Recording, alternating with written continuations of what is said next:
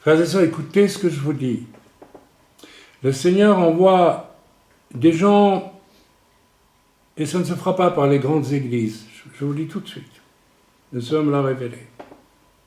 Ça sera par des inconnus, ou des gens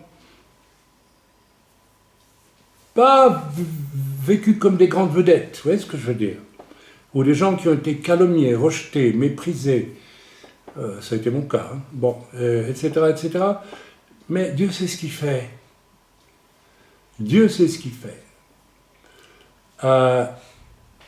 Il prend des gens qui ont été énormément blessés, éprouvés, parce qu'ainsi il est certain qu'ils vont lui obéir. Mais vous savez, vous avez tellement aujourd'hui de possibilités, quand vous avez le grand succès dans le ministère, d'en faire bien plus que ce que Dieu vous demande. Et de faire autre chose finalement que ce que Dieu vous demande. Moi j'ai vu ça, j'ai bourlingué en 40 ans, dans 30 pays différents, j'ai vu. Et j'ai vu des grosses assemblées s'effondrer en un jour.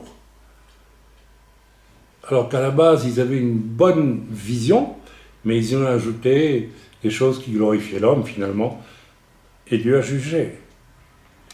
Je pense que nous sommes à la veille de beaucoup de jugements dans les méga-churches, partout dans le monde. Ça a commencé aux États-Unis. Il y a des méga-churches qui s'effondrent complètement.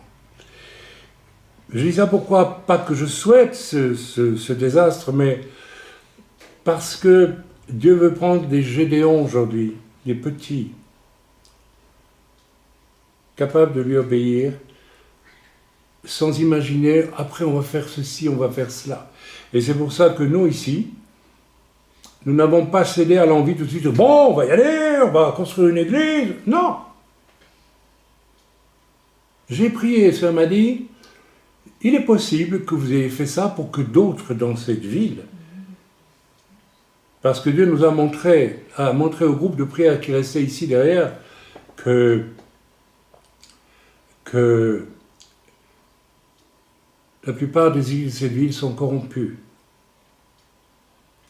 Mais qu'il reste ici et là quelques chrétiens sincères qui ont besoin d'être dégagés de toute oppression pour évangéliser encore et encore dans cette ville. Donc peut-être que notre rôle s'est arrêté là, nous avons fait cette proclamation et c'est quelques chrétiens de la ville qui vont en bénéficier et c'est tant mieux. Vous voyez, on ne veut pas commencer à vouloir faire quelque chose, ce serait de l'orgueil, ce serait faire autre chose que ce que Dieu nous a demandé de faire. Ceci dit, nous allons prier.